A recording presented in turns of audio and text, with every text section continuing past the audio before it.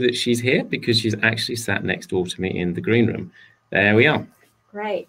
Is my sound coming through okay, hopefully? Hi, everyone. I'm Layla Zadeh, and I'm the Executive Director of Rainbow Migration. Rainbow Migration supports LGBTQI+ people through the asylum system. I was a refugee myself. I came to the UK as part of a refugee family when I was 13 months old. As hard as getting asylum was, and life in exile has been for my family, it is so much more difficult for people who are claiming asylum on the grounds of being LGBTQI+. I'd like to tell you about one of Rainbow Migration service users, Adam, which isn't his real name. And that is not Adam's face in the photograph because he doesn't want to be outed to others in his community. But that is his hand that you can see. Adam is from Algeria originally, and as he describes it in his words, "Since I was a child, my father used to beat me and burn me with a hot knife if I danced with girls or wore makeup. When his family discovered he was gay, he says it was like living in hell. Adam's family tried to force him to marry a female cousin, but he escaped a few months before the wedding by coming to visit a different cousin in Britain. Adam felt he couldn't tell her what had happened. I was too scared she'd tell my family back home," he says. Adam's visa expired, so he stopped leaving the house, afraid that the police would arrest him. "I never went out.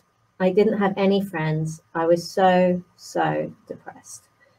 I didn't know you could claim asylum on the grounds of being a gay man." Adam stayed with his cousin for 6 years, during which time she exploited him by making him babysit, cook, and clean for her.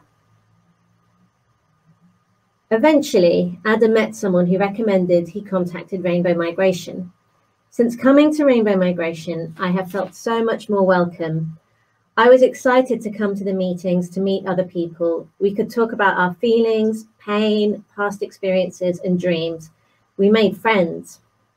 Adam continues, "I had heard stories that made me scared the Home Office wouldn't believe I was gay or that I was at risk in my country. I was really scared of the Home Office. Trying to get asylum was one of the biggest challenges he's had to face.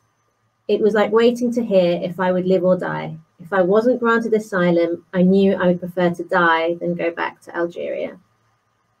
With emotional support and legal advice from Rainbow Migration, Adam was granted refugee status 1 year later. Adam now works as a sous chef in a canteen and has started a university course. "I feel safe here. When I sleep, I know nobody will force me to do things." Rainbow Migration is one of the world's longest running organizations dedicated to supporting LGBTQI+ people seeking asylum. We have helped thousands of people like Adam since we were established in 1993. You might have heard of us under our old name, the UK Lesbian and Gay Immigration Group. We're the only organisation in the UK providing specialist legal advice on LGBTQI+ asylum. We also give emotional support and run support groups to help people improve their self-esteem and confidence and make friends. And we help people access safe housing and health services. Another person we've helped is Roger from Cameroon, and this is Roger in the photo.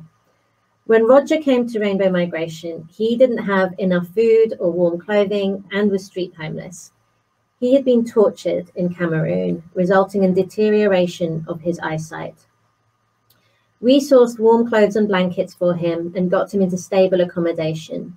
We ensured his eye condition was treated. We also applied for hardship grants, referred him for food parcel deliveries, and provided him with phone credit. When we met Roger, he was at risk of being immediately removed from the UK.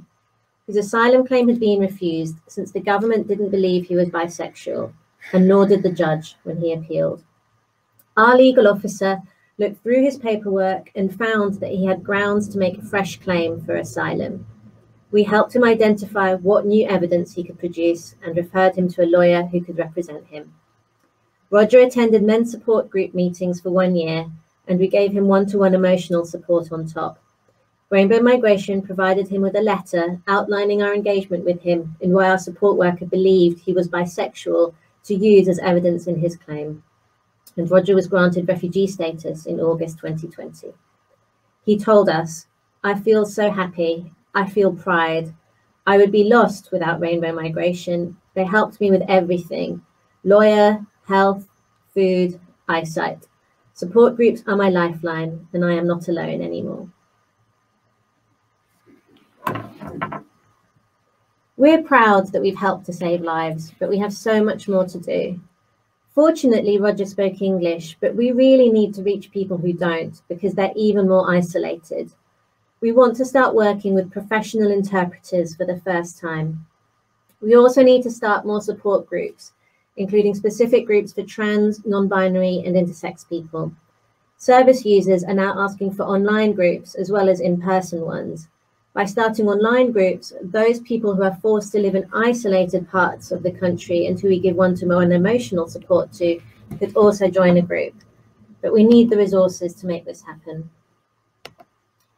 £12 pays for half an hour of emotional support, and £34 pays for a full hour of legal advice from our in-house legal officer. £500 pays for support groups meetings for 1 year, and £1,000 pays for 6 months interpreting for one vulnerable service user. It's been my pleasure to speak to you tonight. I'd like to leave you with a quote from one of the members of our women's support group, who says, "Rainbow Migration is my home, the place where I can be me." Thank you.